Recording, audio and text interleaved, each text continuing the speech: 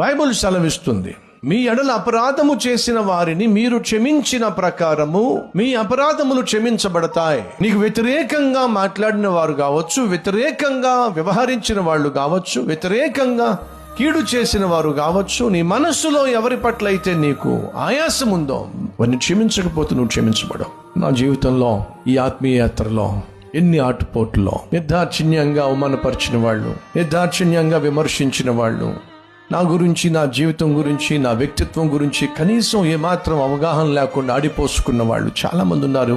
కానీ దేవుడు ఇచ్చిన మహాకృప ఏమిటో తెలుసా? వీళ్ళందరినీ క్షమించటం. నా గురించి తెలియక నన్ను వ్యక్తిగతంగా కలవలేదు, నాతో వ్యక్తిగతంగా మాట్లాడలేదు, కేవలం నా సూటు బూటు చూస్తారంతే వీళ్ళు. ఏ రోజైనా వచ్చి సతీష్ కుమార్తో మాట్లాడారా?